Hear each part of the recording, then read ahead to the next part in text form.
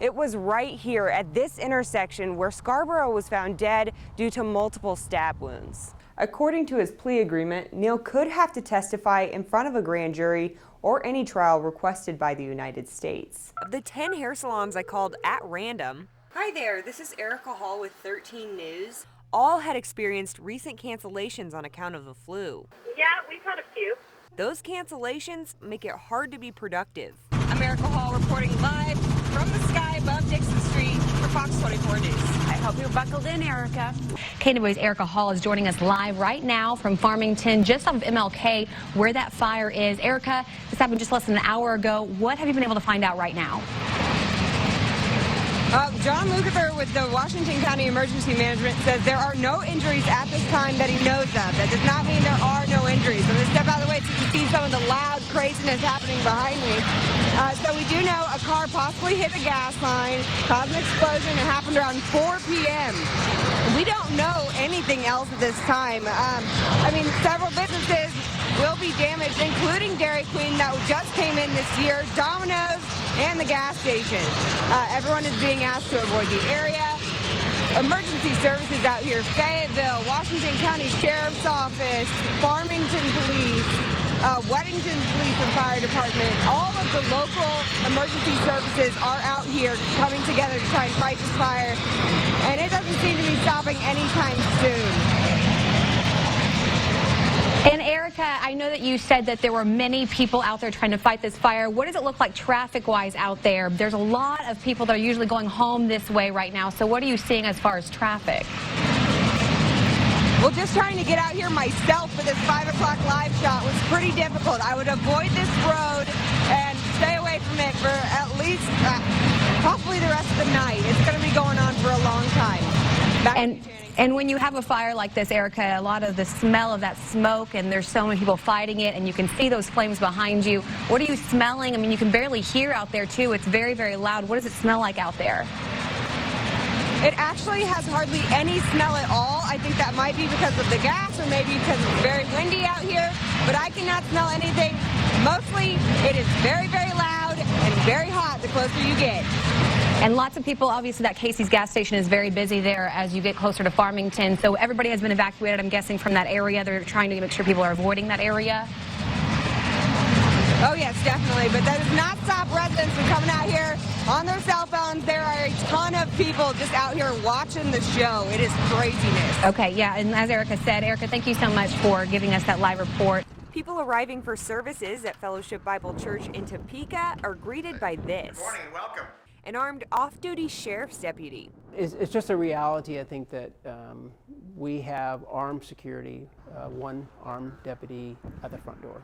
A reality that came into sharp focus again last November when a gunman killed 26 people at a church in Texas. It's brought more requests for law enforcement like the Shawnee County Sheriff's Office to help protect these places usually considered sanctuaries. Currently, we have approximately 5 or 6 officers that work off-duty security jobs for Topeka area churches. That detail could include anything from overall site security to parking lot enforcement, overwatch of the parking lots to ensure safe travels to and from the church. What's the advantage of that versus their presence?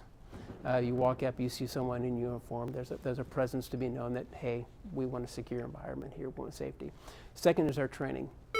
The training that a law enforcement person brings in, an off-duty law enforcement brings in, they know how to respond to crisis situations. They've been trained in de-escalation techniques. But it can be tough to take steps to keep people out when your mission is to welcome people in, explains Ted Inslee, president of Church Council at First Lutheran Church in Topeka. You need to balance that, still have the open arms of the open thing in the church, but at the same time, you have to have those security measures the day we live in, and that's what we're looking at. And it's why many church leaders expect it's a conversation more congregations will have in the future. Armed security, like an off-duty officer, that's an expense that some churches can't afford. So I think smaller churches that don't have the same resources are going to struggle a little bit with this. It puts them in a difficult situation. It's a question of how to best protect lives while saving souls. Sometimes the volunteers or the untrained person may automatically jump to using force. Law enforcement officers realize and are trained that the use of force is a last resort. Erika Hall, 13 News. One of Topeka police officer William Lister's main duties is reaching out to victims of crime, offering resources or help. But there's also a lighter side. Another thing I do is I hang out with the boys and girls at the Boys and Girls Club. Something fall. Go play pool with them, go play basketball, volleyball. Right, here you go. And I mean, that's just so much fun. Like anything with kids is awesome. He was really nice. We've had a basketball game and like he was like the captain. Like he's so tall, it was like he was like this close from dunking. This chapter is a bit of a comeback in the Stoll, Kansas native story. Out of college, he joined the Navy to get the experience to become a police officer. August 16, 2007, tragedy struck during a training exercise. We're on the gravel road. I am the gunner on top, standing inside the Hummer, and couldn't get in or out, and it rolled over on top of me. I had a skull fracture here with mild brain bleeding. Both orbitals, my eye sockets broke, my nose broke, my jaw broke, my arm broke, and it tore my tricep here. My bone also tore my main artery. His body couldn't absorb nutrients following the accident, and his weight dropped from 180 to 137 pounds. It was super bad. Like when the doctors came in and saw me, they thought I was either a cancer patient or an AIDS patient because of how skinny I was. It wasn't until two of his pastors came to visit that his fate seemed to turn. He came out and prayed for me, and I started getting better after that. I started healing, started gaining weight. From there, he joined the San Diego Police Department, eventually moving home to Kansas to work for TPD. I think the biggest take from it is that I value life a lot differently. Like, it's so precious. It's like every day I thank God, like, man, thank you even for just this breath, you know? Like, I shouldn't be here, but I am here, and you gave me a second chance, and I'm really appreciative of that. Without that second chance, we wouldn't have this. He's fun, and you should like want to hang around him and not have one opinion about him and just like try and get to know him as much as you can. We need to build relationships with the community. How do we do that? Well, we're not going to do that just driving through and even waving, you know, because waving doesn't do much. I was talking to some of the kids and like, what are you here for? I was coming here and talking to you. Good game. Partner. In Topeka, Erika Hall, 13 News.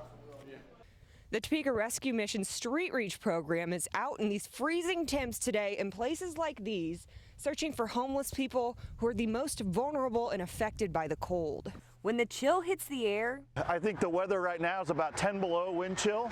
this team hits the streets. And we're out just looking for folks to make sure that they're okay, so we call that doing a welfare check.